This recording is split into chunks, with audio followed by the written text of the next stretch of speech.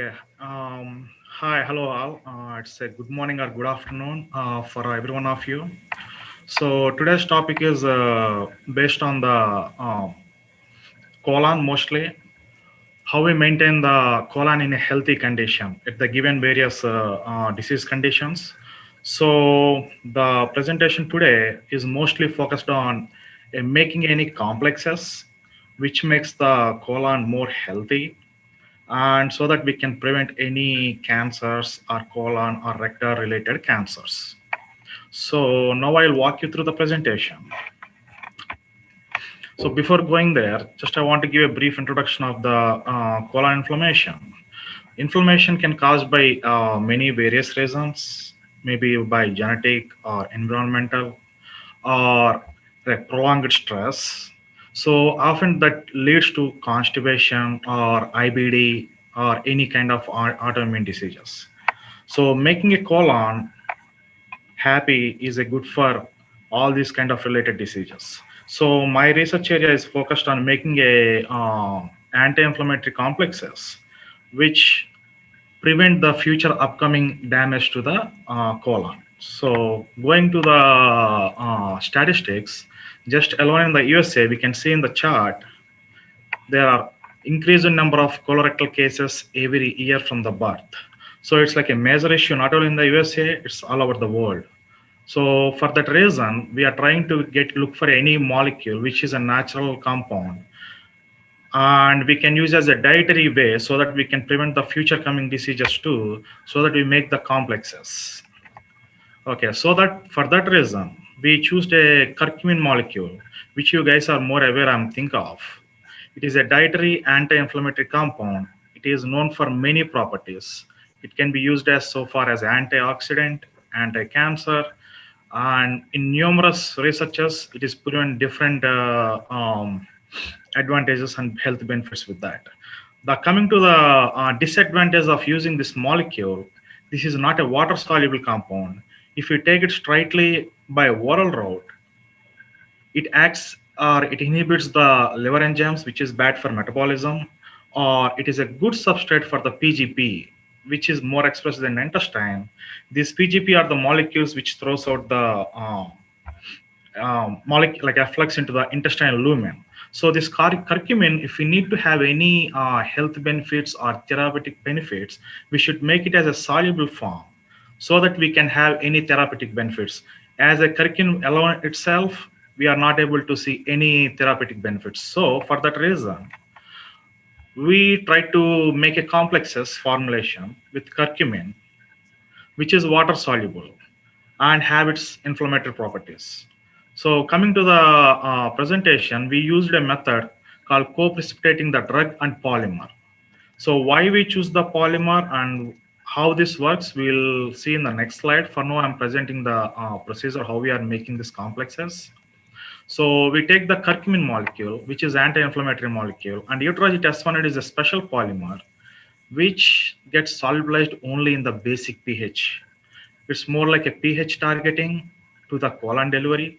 So we use the Eutroget S100 polymer and the curcumin, which is an anti-inflammatory, and we dissolve in the organic phase, and then we co-precipitate it together as a complexes. And by doing this, the formed complexes after lyophilization, we check for the solubility.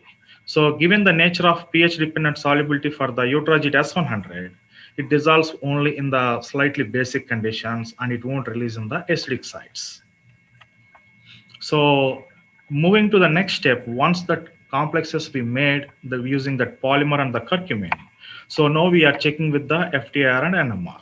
So if you go through into this FTIR spectroscopy, this blue line, which is the phenolic stretch of the curcumin alone molecule, and this red one in the top section, we can see is like a Eutroget S100 polymer.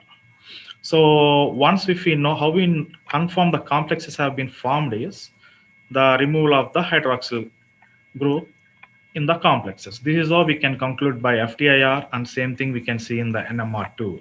So after concluding with the OCS complexation, we have a curcumin polymer complexes formed, which are better anti-inflammatory and a water soluble and a pH dependent. Like I mentioned before, a curcumin alone is not a water soluble compound. After doing complexes with the deuterogid polymer, we have a water soluble, we increase up to 2000 times more than a intact curcumin.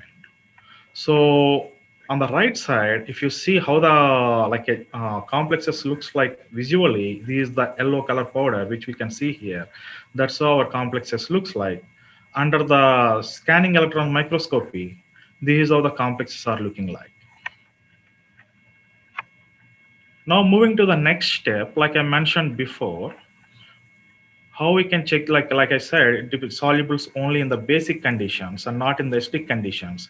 So when we do in vitro based studies, these are the basic acidic side conditions like 1 and pH 4.5. We see like there is no solubility at all of the complexes, while it increasing the basic pHs, we see the color change, which is yellow color solution. And coming to intact curcumin, there is no solubility at all. This is just a free flow curcumin. And our hypothesis, moving next to the application, is colon targeting ability. In this image, these circular dots are like a intact curcumin, and this formed yellow shades is like curcumin complexes. This intact curcumin will just work as like a PGP substrate and get eluted or effluxed into the lumen and get just eliminated as it is, as without giving any therapeutic benefit. While the complexes will dissolve in the basic pH in the colon because of the given like 6.7 to 7.2 pH nature, we see the release of the complexes. This is what theoretically. Now moving to the in vitro studies. Sorry. Like I mentioned before, these curcuminous complexes works as a anti-inflammatory thing. So we checked with dendritic cells. We tried to induce we incubated with our complexes which are anti-inflammatory. Later we tried to induce with the MPLA, which is a TLR4 agonist. And if we go to the data here, just PBS alone treated has the cannot do anything. It increases the TNF alpha, which is a pro-inflammatory cytokine. Curcumin alone itself didn't show any activity. It is not able to inhibit the TLR4 agonistic activity. But coming to the Vora curcuminase, it is able to take down the expression of pro-inflammatory cytokine compared to the curcumin itself. So this way we can conclude in vitro, this is able to work as an anti-inflammatory compound. And the same thing we observed with the IL-8 pro-inflammatory cytokine too. Now, so far we tested in the in vitro. So next step is we moved into the in vivo, checking its solubility and how the plasma concentrations in the mice models. So we injected 15 mg per kg per dose to the mice, this curcuminase formulation. In this diagram, in the plasma concentration, like we expected, it's not supposed to get solubilized in the stomach. It's supposed to get solubilized and delivered at the colon. When the curcuminase concentration, we using those samples, we don't see any concentration in the plasma. This indicates there is no systemic availability of the complexes when we administered oral, like we used oral gavas when we are doing this experiment. So there is no systemic absorption of these complexes, and we used curcumin E as a positive control. From this data, if we can conclude with the there is no systemic availability. And moving to the colon, like I'm saying, it's supposed to get solubilized at the colon. We taken the fecal matter and we tried to extract the soluble portion of curcumin complexes and the insoluble portion. If you look at this data, the black shade, this is like a soluble portion of curcumin where we can observe in the curcuminase, whereas the curcumin E and curcumin E, we find out like insoluble curcumin. So from this data, so far we can conclude the given formulation is not a systemic availability, but it is leading to the colon and it's staying there using this fecal pellet experiment. And now moving to the next step, X5, what we did is, so far we understand it is not systemically absorbing and it is binding to the colon. I mean, it is solubilizing at the colon, but we want to know, is it like a specific thing for the healthy in mice or it is specific for the inflamed side. For that reason, what we did is we took the healthy colon spots, and we also take the colons from the DSS induced colitis model. We picked the colons from that. We incubated the ora curcuminous with the healthy mice colons and also with the DSS induced colon pieces. In this image, you can see the bright red here, and you see the less fluorescence in the control thing. This indicates there is the charged interactions is happening with the ora curcuminous complexes to the colon, whereas in the healthy colon we don't see the binding nature. So this way we can imagine wherever uh, the inflamed site, because of the through charged interactions, these complexes are able to bind to the inflamed site and showing its anti-inflammatory activity. This is the Exfol binding we did in our laboratory, and we used the Invivo imager for this image. And later moving to the in vivo studies. So we induced the mice with the colitis model. We induced it with the DSS. So we took the three treatments. One, we just gave the water for the one of the group, and DSS induced group, and we gave the DSS and along with the S100, which is our treatment. So from here, from this data, after end of the study, we euthanized the mice and take the colon length and edema, spleen weight, and the body weight. Coming to the data, the body weight, we can see here the DSS and the DSS induced with the ora curcuminous, which is treatment. This body weight is in the day 7 is going down, and with the water we don't see any effect at all.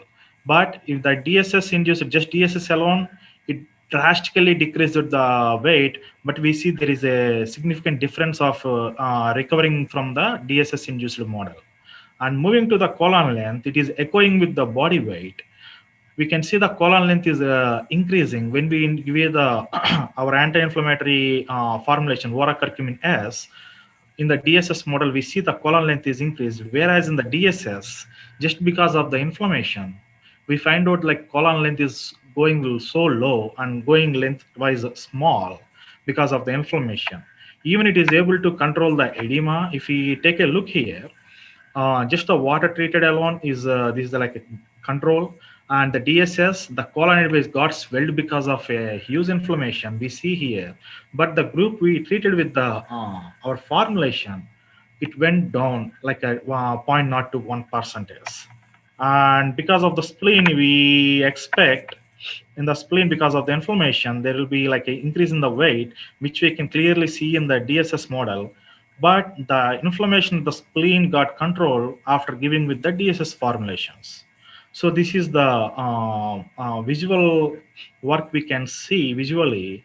Just water alone is healthy. The colon tube is like with blood vessels and looks like a healthy colon. But coming to whereas the DSS, we can see everything is ruptured, blood vessels are damaged, and we can see clearly it got inflamed side. But with the in formulation OCS, we can see here the recovering colon, not exactly like a water based group, but it is about to be in the normal healthy side compared to the DSS. And this work was done in Dr. Amar Singh's lab, University of Nebraska Medical School. And after that study, we again checking with the histology, the how the water treated group of the colon is looking like compared with the DSS, which induced the colitis, and to our formulation with OCS, DSS with the OCS formulation. In the images, we can clearly see all the goblet cells and all these are healthy in the water, but whereas DSS treated, there is no pattern and all the cells got ruptured. We can see the inflamed site. And coming to the our formulation, which is with the ESS or with the OCS, our formulation group, we see like a drastic change compared to DSS, just DSS induced model, and the colon is in the recovering shape. So the same thing we observed, and the cumulative injury score here. We can see like water. The water is just a water, so we don't see any injury there. With the DSS model, we see on the scale up to like a drastic injury happen, but with the DSS, we are able to control the uh, injury.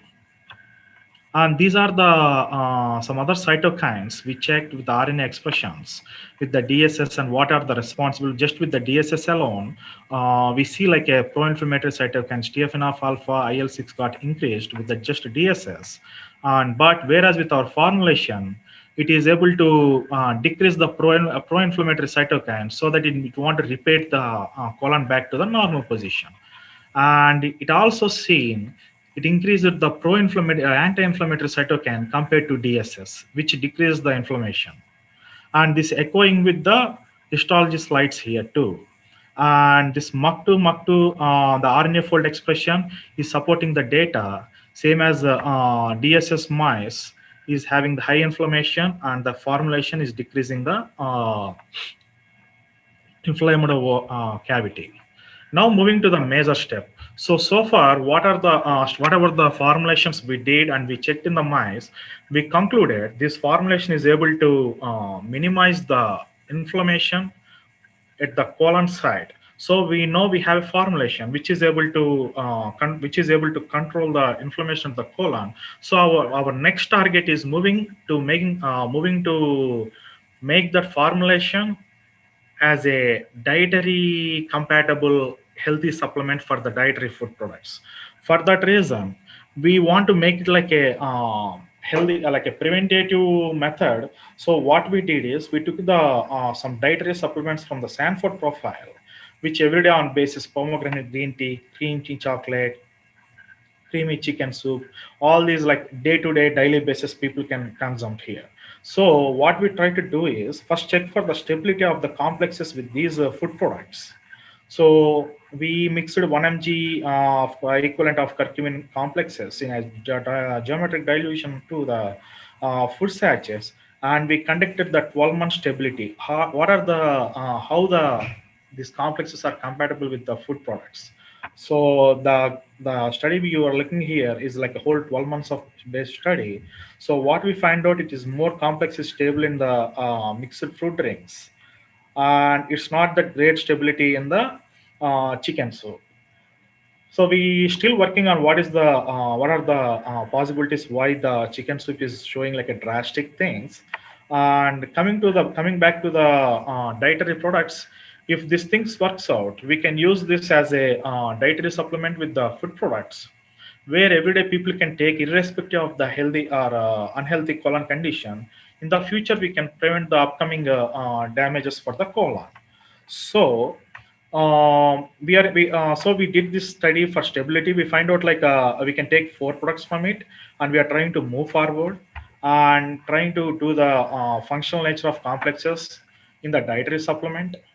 And also we are trying to do the thermal stability in the future studies and the flow properties. So we are hopefully thinking we can complete this by the end of the year. Yeah, and I want to say these are the acknowledgements. I want to say thank you for this amazing and fantastic faculty who helped for me this research and my department of pharmaceutical sciences. They're giving me this opportunity. Thank you. I'm ready to take any questions if you have.